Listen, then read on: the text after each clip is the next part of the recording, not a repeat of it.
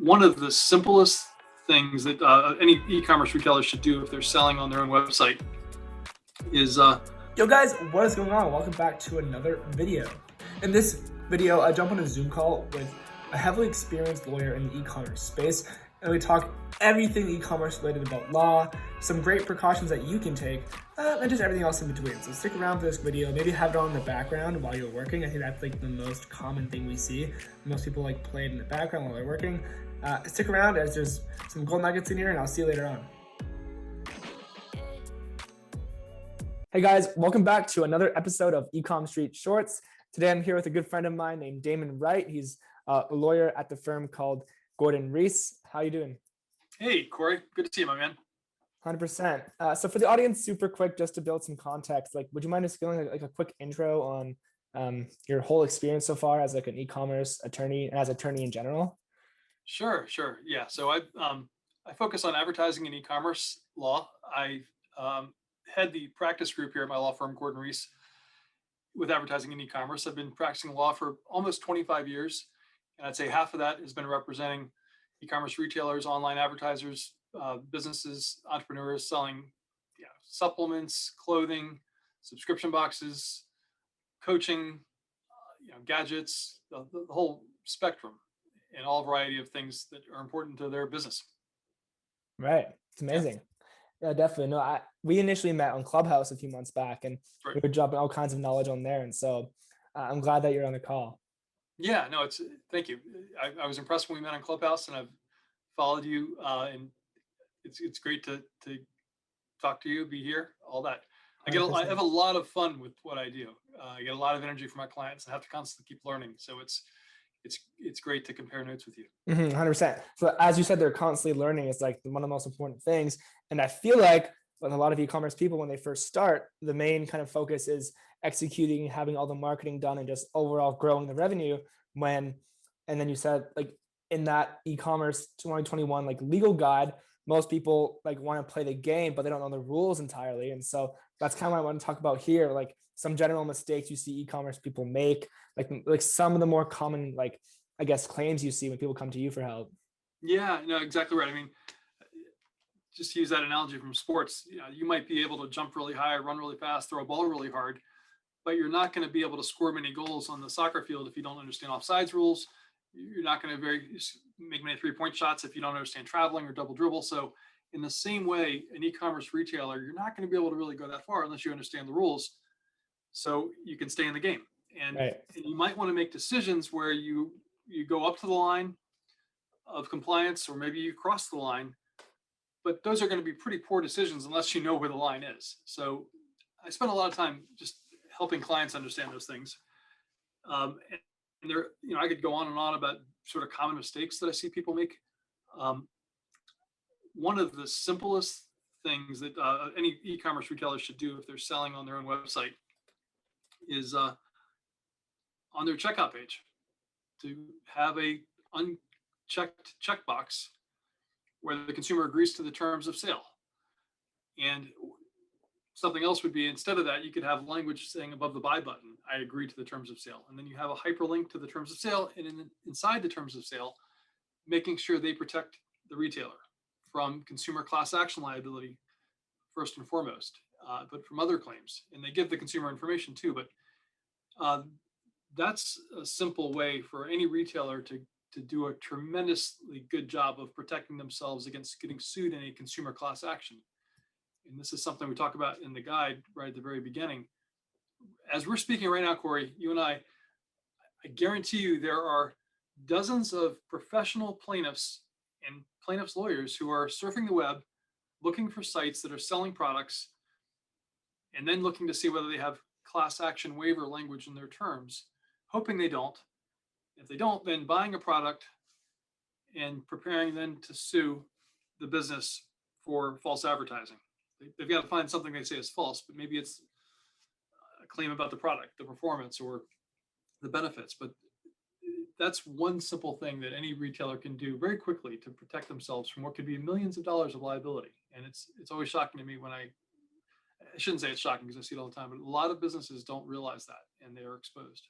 Mm-hmm. And it's so huge, especially like And we'll cover, like, for example, like subscription and like recurring, kind of like anything to do with email marketing, SMS marketing, like the way you're capturing that person's consent to send them emails or marketing is huge. And overall, just the terms of sale. But the consumers, like those people that are searching the web for these websites, you said like they make a purchase from the website. Is that because they're a customer now, so they can open a claim? Is that? That's right. That's right. Okay. Yeah. In order to sue, they actually need to buy something, and it could be, made in USA has become a really hot issue.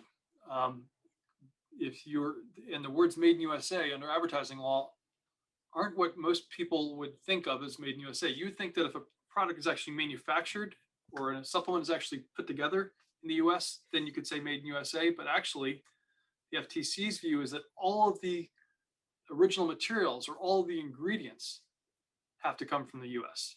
Mm-hmm. It doesn't matter where it was put together, but all the underlying ingredients. So for businesses that are saying made in USA, they have a flag on their website, that could be the basis for a consumer class action lawsuit if it's not true under the FTC's definition, or it could be the basis for an FTC action. Just something little like that. And a lot of times it's not that the business owner is trying to deceive anyone at all. They just don't know any better. That's right. Yeah. Yeah. And that kind of leads over into also, like, if we're talking about marketing, like influencer marketing, there's tons of cases on the FTC website that have happened, like with Teamy and Cardi B. That one case always stuck with me. Like that, I think that influencer marketing is nowhere close to the top, especially with retail, like e-commerce brands that are selling clothing or any kind, almost any product can be, advertised by influencers in one way or another. And so it's super important how these influencers disclose this. And I actually made a video on it that will be uploaded eventually to my channel about just some cases and like some general steps that you can do. But I'm sure you know more about that. Like how can most e-commerce people like increase their chances of being safe when like working with big influencers? Yeah. So in the e-commerce retailer legal guide, I'll probably reference that a few times. There's a section on influencer marketing, and I definitely think read that. It's very valuable content. The critical thing, obviously, influencer marketing is going to continue to explode. Everyone wants the influencer to come off as genuinely, sincerely believing in this product at a personal level in a way that has nothing to do with whether or not they're being compensated. But the law requires that you do disclose if there's what's called a material connection between the brand and the influencer. That can be done through things like hashtag sponsored, maybe hashtag brand ambassador. But it can also be done by even the words that are used in the copy. I'm so excited to be a part of so-and-so company. And let me tell you why I'm so excited. Well, just the words about how I'm so excited to be a part of is enough to comply, because the influencer is disclosed. It didn't sound like legalese. It didn't sound like it was forced, but the influencer is disclosed in his or her own words that she's associated with this company. This isn't just something she happened to buy at the store or buy online that she's just spontaneously telling you about. But that's the critical issue. And there are going to be more and more enforcement actions brought by the FTC and more class actions. The fundamental idea is that consumers should know whether someone's being compensated, has some connection to a company, because that might affect the weight they give a review. Mm-hmm. Someone might be biased, right? Yeah, and that leads into to bottom line that for us e-commerce merchants who are growing these good, successful brands and having great influencer marketing campaigns, like influencers must make it like very clear that they're working with that brand one way or another. Like you're saying, like, it doesn't have to be like straight black and white, like I'm being paid by this company. Like you can be a little bit more lenient with it, but it has to be clear. And you can do it like in the video, in the caption. I think hashtag ad or hashtag sponsored does that. Right. And I know Facebook and Instagram offer, and I think even TikTok offer like where it says sponsored in the corner, but that's only like you can put like paid partnership with your brand. Right. Like you can do that kind of stuff. The only concern that just came to my head is like on TikTok, for example, you're given a pretty small amount of characters that you can actually include in your caption. Yeah. And that also creates friction, because some people think like, oh, like we paid the influencer, they signed the contract. If they don't disclose properly, it's their fault. But like you can actually get in trouble as well, as we saw with like Teamy, Cardi B, and all that stuff. like Right. you as the merchant can get in trouble as well. So Exactly. Yeah.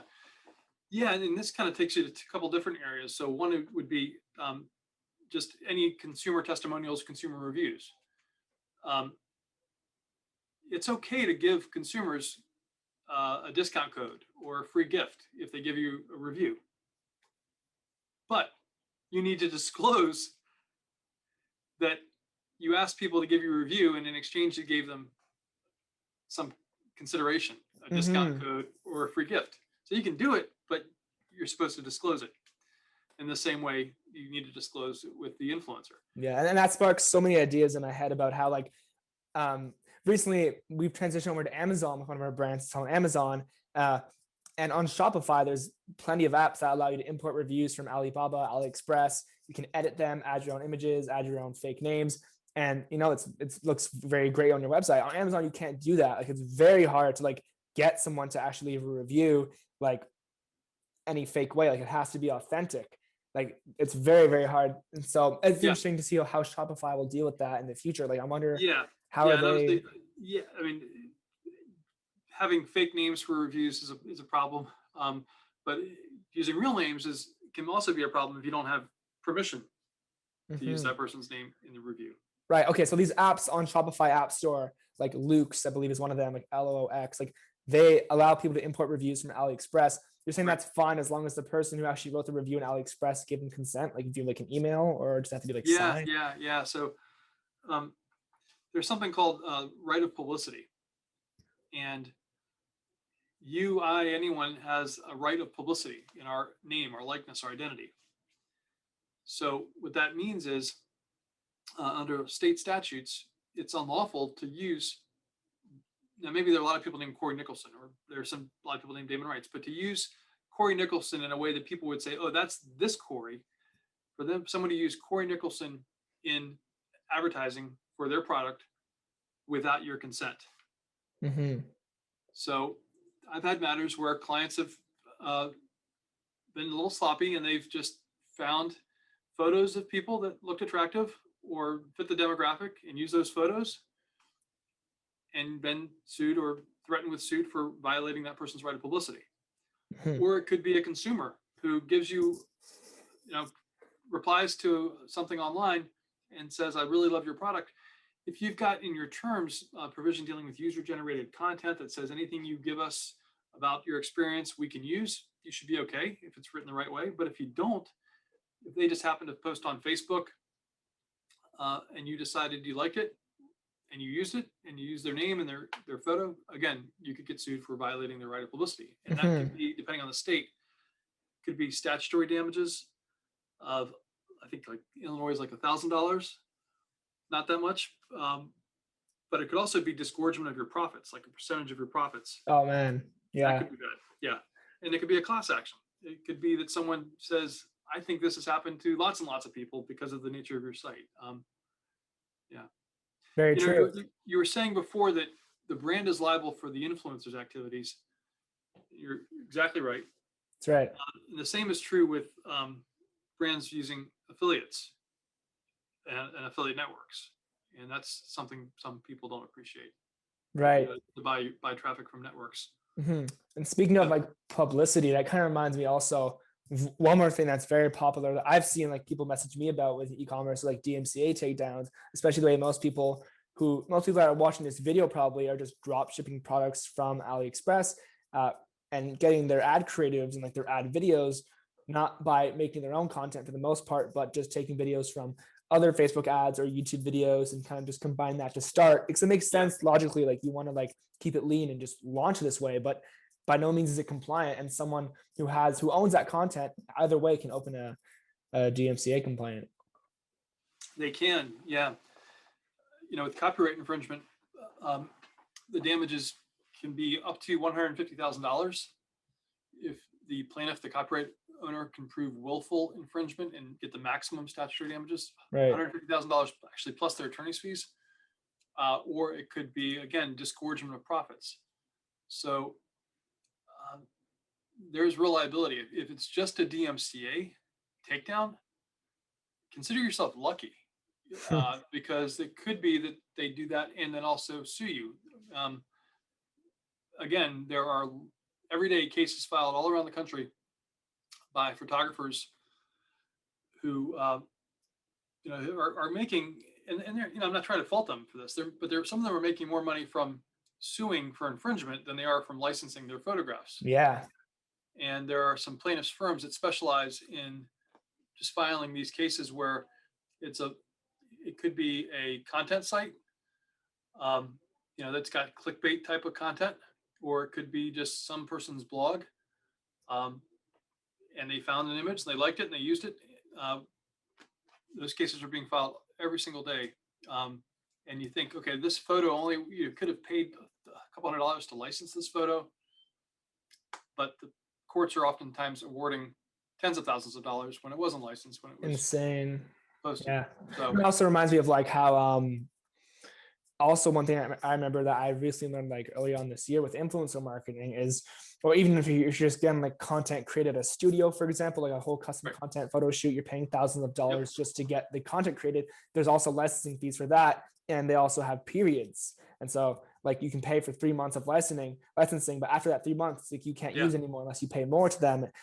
Most people that work, same with influencers, like if you're working like directly with an influencer, maybe they're not too sure of that, but they have any kind of media management company like hedged against them, like they're going to make sure you pay that fee so that they're not like getting over taken advantage of, I guess. Right. It's a huge eye opener.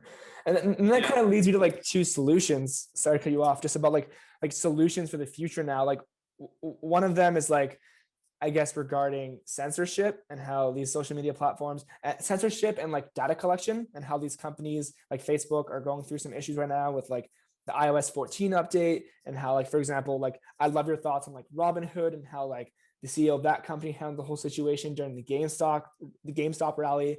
That was literally like, I still can't sleep at night thinking about how that happened and how like traders cannot trade. And so everyone has their own point on it, but I'd love to hear what you think just about like those two topics. Yeah, I think that big tech, Google, Amazon, Facebook, Twitter, they are right now, I think, going to be under attack by the Biden administration and by the FTC and by the Department of Justice, really for their market power. And everything has gone, obviously, all digital, all e-commerce. There's so much happening every single day with people just living their lives online, that those businesses have become, in a sense, nation states. I mean, they are maybe as powerful as the United States or some other Western country. So I think there's going to maybe be in Congress and in the courts, a real pushback. I mean, we've seen that with privacy. It used to be back in the 2000 era, the mantra was, don't touch the internet. Regulators, legislatures are just going to screw it up. Let it do its thing, flourish. It's beautiful, thrive. It's kind of manifest destiny. Our lives are going to be easier and everything is just fine. And then with the Cambridge Analytica situation about 5 years or so ago, when Facebook took a beating from that, the pendulum started to shift. And then it became more of this mantra of, oh my gosh, big brother, we have no privacy. Siri is listening to me talk right now, and NASA and NSA and everyone else is in our heads and watching our every movement. So that led to all this privacy legislation, the GDPR in Europe, California Consumer Privacy Act, and so this whole pendulum has shifted to be wary of big tech. And I think maybe it's gone too far in that direction, and it could stifle innovation. But I also see that there is a lot of reason to be concerned too. There's been a lot of talk about the Communications Decency Act over the last few years. I don't know if you've followed that, especially recently. That's basically, was a law passed in the late 90s that really helped the internet to expand and flourish. It's the law that allows people to post on Facebook or post on Yelp or Bulletin Board or YouTube and have free speech and write without those platforms getting sued for defamation.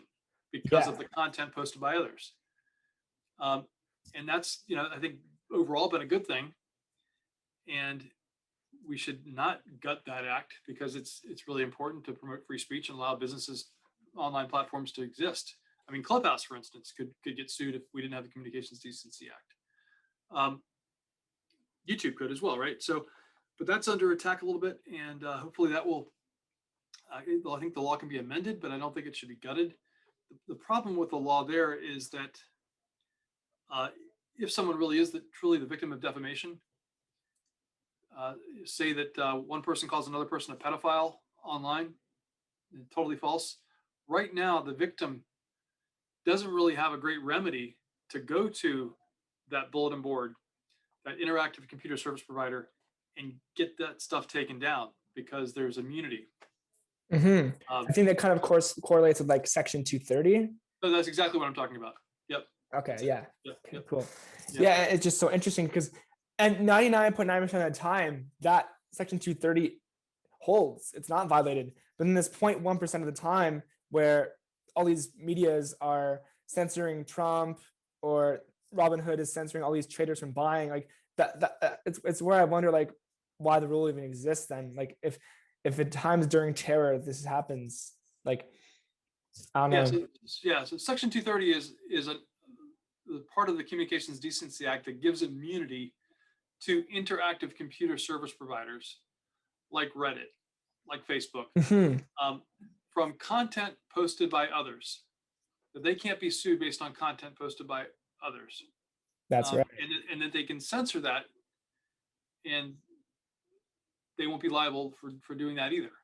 And we want some of that. I mean, but it also, it can lead to, because of that, it can lead to a lot of anonymous speech that's really offensive.